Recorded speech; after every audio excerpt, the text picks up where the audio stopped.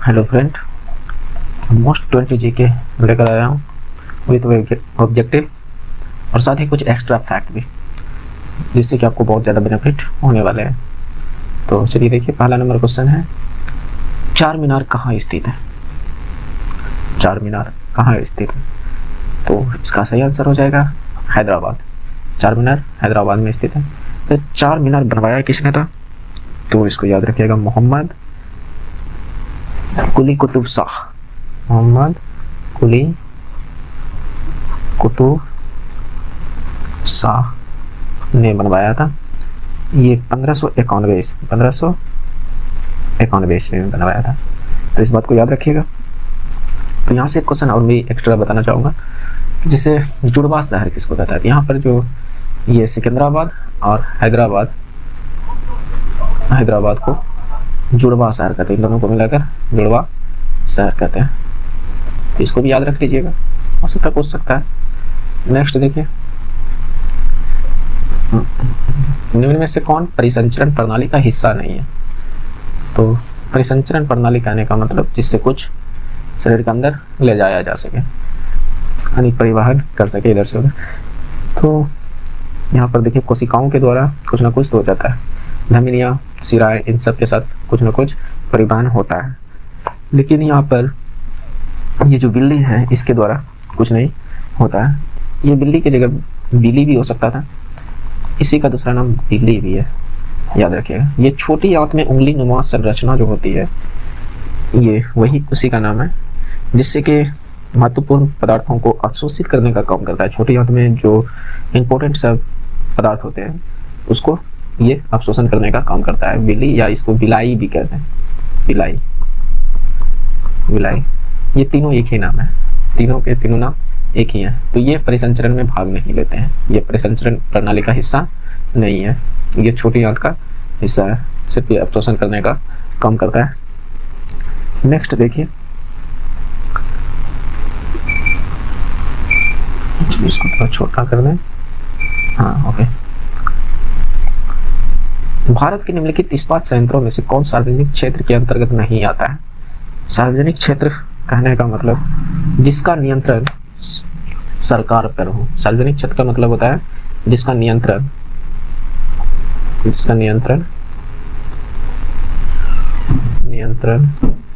सरकार करे, जिस पर सरकार का हक हो, उसको हम सार्वजनिक क्षेत्र कहते हैं। जैसे यहाँ पर एक टिस्को कंपनी है, टाटा का जो टिस्को वाला है, टिस्को जो है रतन टाटा का, ये आपका सार्वजनिक क्षेत्र नहीं है। बाकी बात भिलाई इस्पात संयंत्र, ये सरकारी है, सार्वजनिक क्षेत्र है। इस पर सरकार का नियंत्रण होता है। राउरकेला, दुर्गापुर, लेकिन टिस्को नहीं है। तो चलिए टिस्को का फुल फॉर्म जान लीजिए, टाटा टिस्को। तो टी से टाटा, आई से iron, Tata iron and steel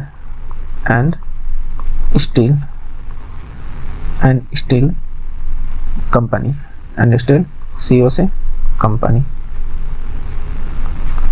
steel company. तो ये इसका फुल फॉर्म होता है इसको का Tata iron and steel company, जिसका मालिक है रतन टाटा। जिसका मालिक है रतन टाटा इसका मालिक है। तो यहाँ पर चलिए कुछ एक्स्ट्रा फैक्ट बताते हैं। तो इसका तो सही आंसर हो जाएगा टिस्को, सार्वजनिक क्षेत्र के अंतर्गत नहीं आता है। भिलाई किसकी सहायता से बना है? तो ये सोवियत संघ के सहायता से बना है, सोवियत संघ के सहायता से। कभी कभी रूस भी लिख देता है, तो इसको याद रखिएगा। और राउरकेला जर्मनी के सहायता से बना है, जर्मनी के सहायता से। दुर्गापुर ब्रिटेन की सहायता से बना है। तो ये सब पूछा जाता है, ये बहुत ज़्यादा फेमस क्वेश्चन है। तो इन सबको आप लोग याद रखिएगा। और जैसे यहाँ पर कह दें कि भिलाई संयंत्र किस राज्य में है? ये जो भिलाई संयंत्र है, इस्पात संयंत्र, ये आपका आ जाएगा छत्तीसगढ़ में। इसको भी याद रखिएगा। राउरकेला जो है, ये आपका आ जाएगा उड़ीसा में। राउरकेला उड़ीसा में, और दुर्गापुर पश्चिम बंगाल में। इसको भी याद रखिए, दुर्गापुर पश्चिम बंगाल में। तो आपका आंसर हो गया यहाँ पर इस प्रश्न का। इस पेन को चेंज कर देते हैं। आपका ये जो आंसर हो जाएगा टिस्को, ये सार्वजनिक क्षेत्र के अंतर्गत नहीं आता है। उम्मीद है कि ये क्वेश्चन आप अच्छी तरह से समझ पाए होंगे। चलिए नेक्स्ट, भारत और श्रीलंका को डैश के द्वारा विभाजित किया गया है। भारत और श्रीलंका को किसके द्वारा विभाजित किया गया? पाक जलडमरू मध्य के द्वारा। तो चलिए इसके सभी ऑप्शन को देख लेते हैं। जैसे जिब्राल्टर जलडमरू मध्य जो है, तो ये पूर्व में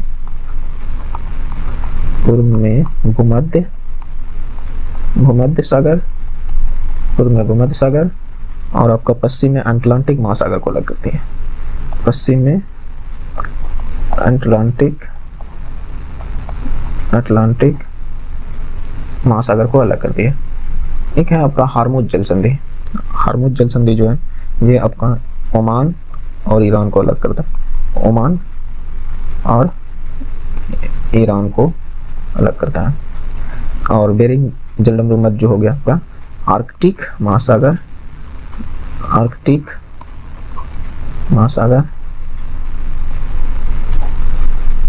और प्रशांत महासागर को अलग करता है। तो ये बात आप लोग याद रखिएगा। तो चलिए नेक्स्ट क्वेश्चन को समझते हैं। भारतीय रिजर्व बैंक के गवर्नर कौन थे जिन्होंने दिसंबर 2018 में अपना इस्तीफा सौंपा? ये बहुत पुराना क्वेश्चन आ गया।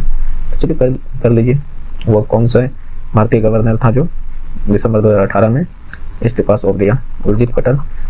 तो चलिए आप लोग बताइएगा कि वर्तमान में अभी जो रिजर्व बैंक के गवर्नर कौन है? चलिए हमें बता देते हैं। तो अभी का जो है शक्तिकांत दास है।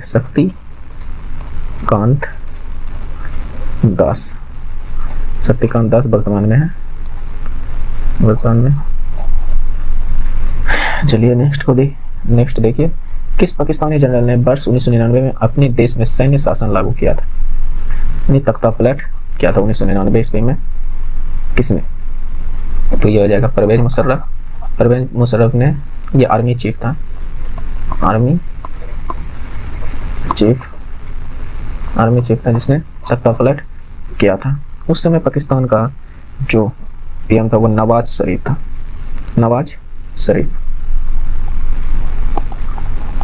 शरीफ उस समय पाकिस्तान का पीएम था। तो इस बात को याद रखिएगा। इसको हटाकर ये जो आर्मी चीफ था ये बन चुका था वहाँ का अध्यक्ष, और सैन्य शासन लागू कर दिया था, जिसको हम मुख्य रूप से तख्ता पलट भी कहते हैं। चलिए नेक्स्ट देखिए, इनमें से कौन भारतीय शास्त्रीय संगीत की प्रख्यात गायिका थी? तो इसका सही आंसर हो जाएगा शुभा मुदगल। इसमें एक्स्ट्रा फैक्ट को हटाइए। नेक्स्ट देखिए,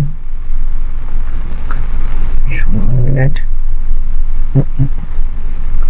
थोड़ा सा स्क्रॉल करते हैं, कुछ क्वेश्चन कट रहा है। चलिए ठीक। 5 मार्च 1931 को संवैधानिक सुधार की शर्तों पर बातचीत करने के लिए भारतीय राष्ट्रीय कांग्रेस की ओर से मोहनदास करमचंद गांधी ने किसके साथ, यानी डैश के साथ उच्च स्तरीय आधिकारिक बैठक किया? तो ये आपका सही आंसर हो जाएगा लॉर्ड इरविन के साथ। नेक्स्ट, खरीफ फसलों को डैश मौसम की शुरुआत के साथ बोई जाने वाली फसलों के रूप में वर्णित किया जाता है? खरीफ फसल को, तो इसका सही आंसर हो जाएगा वर्षा के समय। खरीफ फसल वर्षा के समय में बोई जाती है। नेक्स्ट, नीली क्रांति का संबंध किससे है? तो इसका आंसर तो आप सभी को पता होनी चाहिए। मत्स्य उत्पादन का संबंध नीली क्रांति से। ऐसा नहीं कि नील उत्पादन मार दीजिएगा, थोड़ा ऑप्शन ध्यान से देखिएगा। मत्स्य उत्पादन, आप लोग कमेंट में आंसर बताइएगा। भूरी क्रांति का संबंध किससे था? भूरी क्रांति का संबंध किससे था? नेक्स्ट, बनारस हिंदू विश्वविद्यालय की स्थापना किसने की थी? तो इसका सही आंसर हो जाएगा पंडित मदन मोहन मालवीय। पंडित मदन मोहन मालवीय, जिसने बनारस में हिंदू विश्वविद्यालय की स्थापना की थी, और वो भी 1916 ईस्वी में। कब किया था? 1916 ईस्वी में। ये बात भी याद रखिएगा, क्योंकि ये कई बार देखे हैं और कई सेटों में भी हम देखे हैं कि ये 1916 वाला जो क्वेश्चन है कि हिंदू विश्वविद्यालय की स्थापना कब की गई थी? 1916 ईस्वी में। और किसके द्वारा? पंडित मदन मोहन मालवीय के द्वारा। नेक्स्ट देखिए, एजी एक महंगी, नर्म, सफेद और चमकदार धातु जिसे आमतौर पर डैश के रूप में जाना जाता है। यानी जी कहने का मतलब है कि ये किसी न किसी तत्व का शॉर्ट नेम है। तो ये किसका शॉर्ट नेम है? तो ये चांदी का शॉर्ट नेम है। तो चांदी का परमाणु संख्या कितना होता है? 47। ये बात याद रखिएगा आप लोग। चांदी का जो है परमाणु संख्या 47 होता है। जब पारा को शॉर्ट भाषा में किससे सूचित करते हैं? Hg, एल्युमिनियम को Al, निकेल को Ni। ये सब भी बातें याद रखिएगा। नेक्स्ट देखिए, सोडियम हाइड्रोक्साइड का उपयोग डैश के लिए नहीं किया जाता है। यानी ये सोडियम हाइड्रोक्साइड का उपयोग किसके लिए नहीं किया जाता है? साबुन बनाने के लिए, अखबार बनाने के लिए, अचार परिरक्षित करने के लिए, या धातुओं की चिकनाई हटाने के लिए। तो इसका सही आंसर हो जाएगा अचार परिरक्षित करने के लिए नहीं किया जाता है। अचार परिरक्षित करने के लिए सोडियम बेंजोइट का प्रयोग किया जाता है। सोडियम बेंजोइट, सोडियम बेंजोएट के का उपयोग किया जाता है अचार को सुरक्षित रखने या परीक्षित करने के लिए किया जाता है। यानी खाद्य पदार्थ को, अगर कहीं पूछ भी सकता है कि खाद्य पदार्थ को परिरक्षित या संरक्षित करने के लिए किसका उपयोग किया जाता है, तो सोडियम बेंजोएट। नेक्स्ट,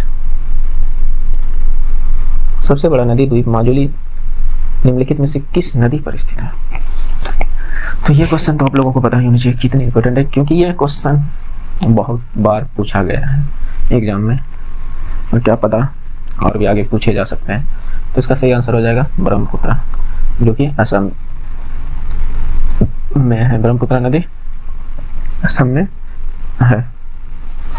जब यहीं पर असम में ही सबसे छोटा नदी द्वीप जो है, असम में ही सबसे छोटा नदी द्वीप है, विश्व का सबसे छोटा नदी द्वीप है। उसका नाम आप लोग बताइएगा कमेंट करके कि सबसे छोटा नदी द्वीप कौन सा है।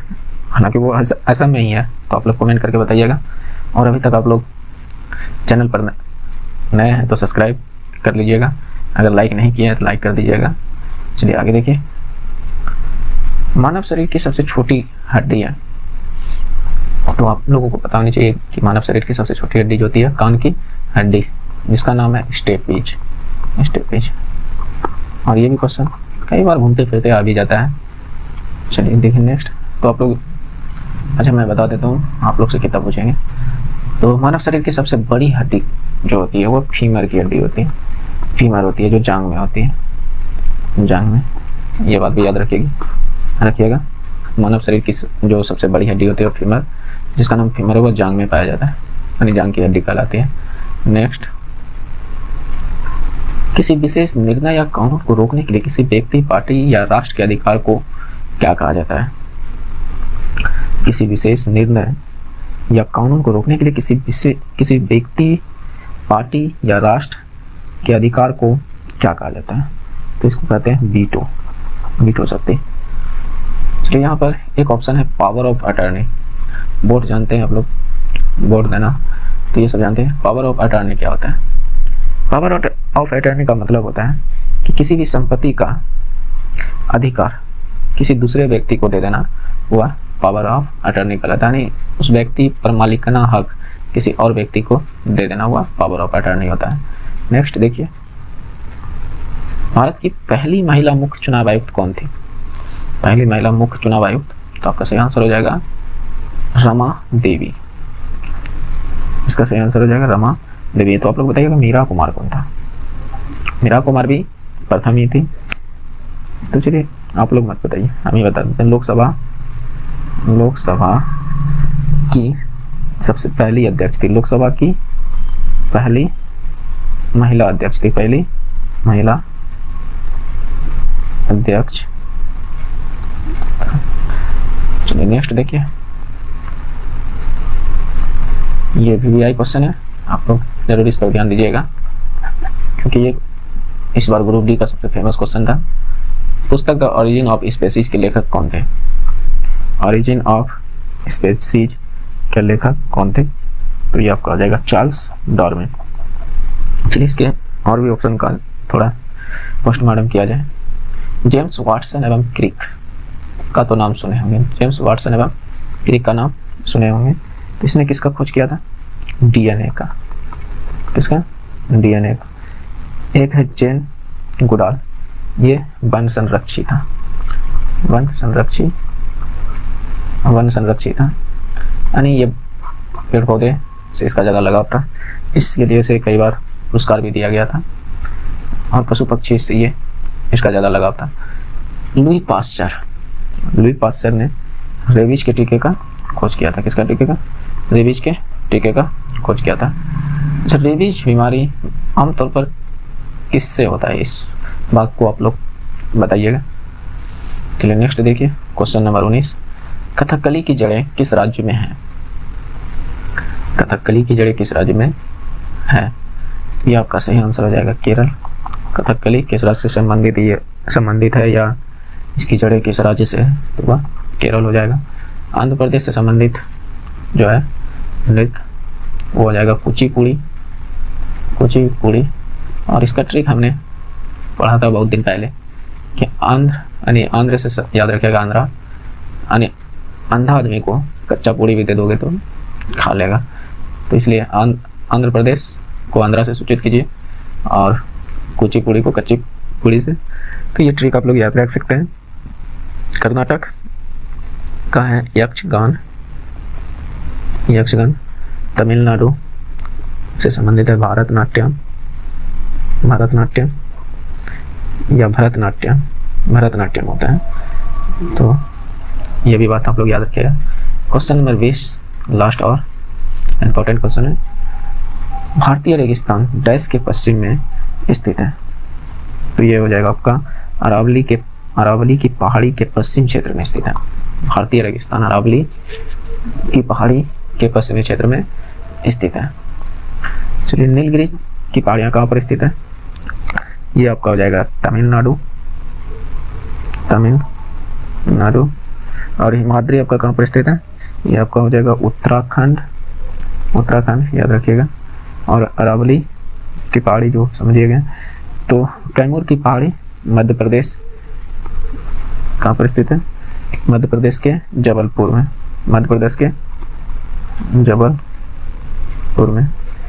तो ये हमारा 20 क्वेश्चन का क्विज कैसा लगा आप लोग कमेंट करके ज़रूर बताइएगा। अगर चैनल पे पहली बार आए थे तो सब्सक्राइब जरूर कर लीजिएगा ताकि मेरे आने वाले वीडियो आप तक सबसे पहले पहुंच सके। मैं इस तरह का सीरीज जो है लगभग 20 से 30 वीडियो इस तरह की सीरीज का लाऊंगा। और इसके बाद जो है फिजिक्स, आप लोग बोल रहे हैं फिजिक्स का न्यूमेरिकल कराने में, तो मैं भी उसका भी वीडियो बनाऊंगा। और फिजिक्स का न्यूमेरिकल जो होगा वो 9th और 10th और 11th 12th का न्यूमेरिकल मैं लूँगा।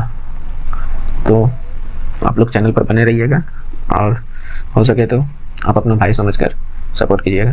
तो जय हिंद दोस्त, मिलते हैं नेक्स्ट वीडियो के साथ।